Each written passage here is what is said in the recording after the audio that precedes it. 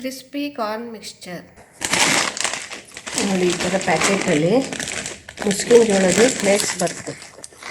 ಈ ಥರ ಫ್ಲೇಕ್ಸ್ ಬರುತ್ತೆ. ಇದು ಕಡಲೆಪುರಿ ಎಲ್ಲ ಸಿಗುತ್ತಲ್ಲ, ಅಂಗಡಿಲಿ ಸಿಗುತ್ತೆ. ಇದನ್ನ ಎಣ್ಣೆಲಿ ಅವಲಕ್ಕಿ ಕರ್ದ ಹಾಗೆ ಕರಿಬೇಕು. ಕರೆದ್ಬಿಟ್ಟು ಪ್ಲೈನ್ ಮಿಕ್ಸ್ಚರ್ ಮಾಡ್ಕೋಬೋದು. ಇಲ್ಲ ಇದ್ರ ಜೊತೆ ಕಡಲೆಕಾಯಿ ಬೀಜ, ಹುರ್ಗಡ್ಲೆ, ಅವಲಕ್ಕಿ, ಕಡಲೆ ಹಿಟ್ಟಿಂದ ಸೇವ್ ಮಾಡ್ತಾರಲ್ಲ ಅದೆಲ್ಲ ಕರ್ದು ಹಾಕಿ ಮಿಕ್ಸಿಡ್ಗೆ ಮಿಕ್ಸ್ಚರ್ ಮಾಡ್ಬೋದು. ತುಂಬ ಚೆನ್ನಾಗಿರುತ್ತೆ. ನೋಡಿ, ಎಣ್ಣೆ ಕಾಯಕ್ಕೆ ಇಟ್ಟಿದ್ದೀನಿ. ಕೈಯಿಂದ ಚೆಕ್ ಮಾಡ್ಕೊಳ್ಳಿ. ಇದಕ್ಕೆ ಜಾಸ್ತಿ ಕಾದಿರಬೇಕು. ಆಮೇಲೆ ಮೀಡಿಯಮ್ ಮಾಡಬೇಕು ಉರಿ. ಒಂದು ಹಾಕಿ ಚೆಕ್ ಮಾಡ್ಕೊಳ್ಳಿ.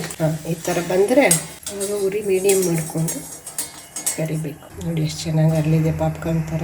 ನೀವು ಎಣ್ಣೆ ಎಷ್ಟಿಟ್ಟಿದ್ದೀರಾ, ಬಾಣಲೆ ಸೈಜು, ತೆಗೆಯೋ ಜಾಲರ ಸೈಜ್ ನೋಡಿಕೊಂಡು ಹಾಕ್ಕೊಳ್ಳಿ. ತುಂಬ ಹಾಕ್ಕೊಳಕ್ಕೆ ಹೋಗಬೇಡಿ, ಗರಿ ಗರಿ ಆಗಲ್ಲ. ಅದು ಅರ್ಧಂಬರ್ಧ ಬೆಂದ ಹಾಗೆ ಇರುತ್ತೆ. ಇದನ್ನು ಒಂದು ಟಿಶ್ಯೂ ಪೇಪರ್ ಮೇಲೆ ಹಾಕ್ಕೊಂಡು ಎಣ್ಣೆ ಹೀರಿಸ್ಬೇಕು. ನೋಡಿ, ಹಪ್ಪಳ ಥರ ಆಗುತ್ತೆ. ಹೀಗೇ ನಿಮ್ಗೆ ಎಷ್ಟು ಬೇಕೋ ಅಷ್ಟು ಕರ್ಕೋಬೋದು. ಇದನ್ನೇ ಸಪ್ರೇಟಾಗಿ ಮಿಕ್ಸ್ಚರು ಮಾಡ್ಬೋದು, ಅಥವಾ ನಾನು ಹೇಳ್ದಾಗೆ ಅವಲಕ್ಕಿ, ಕಡಲೆಕಾಯಿ ಬೀಜ, ಹುರ್ಗಡ್ಲೆ ಎಲ್ಲ ಬೆರೆಸಿನೂ ಮಾಡ್ಬೋದು. ಇದು ದಿಢೀರಂತ 5 ನಿಮಿಷಕ್ಕೆ ಮಾಡ್ಕೋಬೋದು. ಸಾರು ಅನ್ನಕ್ಕೆ, ಹುಳಿ ಅನ್ನಕ್ಕೆ ಬೇಕಾಗತ್ತೆ. ಮಿಕ್ಸ್ಚರ್ ತಕ್ಷಣಕ್ಕೆ ಅಂದರೆ ಮಾಡ್ಕೋಬೋದು. ನೋಡಿ ಎಷ್ಟು ಚೆನ್ನಾಗಿದೆ. ನೋಡಿ ಎಷ್ಟು ಚೆನ್ನಾಗಿ ಗರಿ ಗರಿ ಆಗಿದೆ. ಹಪ್ಪಳ ಇದ್ದಂಗೆ ಇರುತ್ತೆ. ನೀವು ಮಕ್ಕಳಿಗೆ ಚಿಪ್ಸು ಅದೆಲ್ಲ ಕೊಡಿಸೋ ಬದಲು ಅಂಗಡಿದು ಇದನ್ನು ಮಾಡಿ ಕೊಡ್ಬೋದು. ಖಾರ ಮಸಾಲಾಗೆ ನೀವು ಏನು ಬೇಕಾದರೂ ಹಾಕೋಬೋದು ಉಪ್ಪು ಜೊತೆಗೆ. ಫಸ್ಟ್ ಇದು ಪೇಪರ್ ತೆಕ್ಕೊಂಬಿಡ್ತೀನಿ. ನೋಡಿ, ಅಷ್ಟು ಕರ್ದಿದ್ದೀನಲ್ಲ, ಒಂದೇ ಟಿಶ್ಯೂ ಸಾಕಾಗುತ್ತೆ. ಇದು ಎಣ್ಣೆ ಜಾಸ್ತಿ ಹೀರಲ್ಲ. ಇದು ಉಪ್ಪು, ಖಾರ, ಹಸಿಮೆಣ್ಸಿನ ಪುಡಿ ಹಾಕ್ತಾಯಿದ್ದೀನಿ.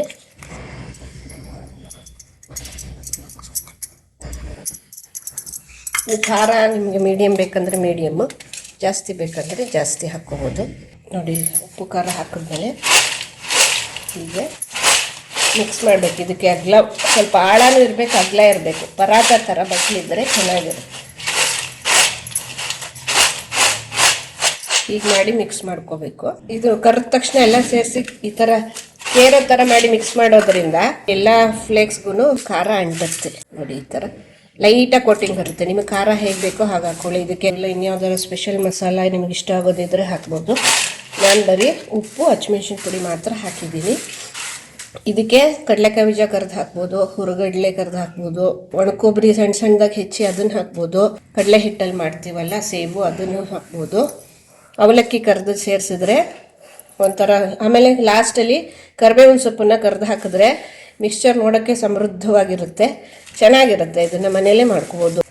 ಎಣ್ಣೆದಾದ್ರಿಂದ ಯಾವಾಗಲಾದರೂ ಒಂದು ಸಲ ಮಾಡಿದ್ರೆ ಇಟ್ಕೋಬೋದು. ಇದು 1 ತಿಂಗಳು ಇಟ್ಟರೂ ಏನೂ ಆಗೋಲ್ಲ. ಮನೇಲಿ ಫ್ರೆಶ್ಶಾಗಿ ಎಣ್ಣೆಯಲ್ಲಿ ಕರೆದು ಮಾಡಿರೋದ್ರಿಂದ ಧಾರಾಳವಾಗಿ ಇಟ್ಕೋಬೋದು. ಇಲ್ಲ 15 ದಿನಕ್ಕೆ ಒಂದು ಸಲ ಮಾಡಿಡ್ಬೋದು. ಯಾವಾಗಾದರೂ ಮಧ್ಯೆ ಉಪಯೋಗಿಸ್ಕೋಬೋದು.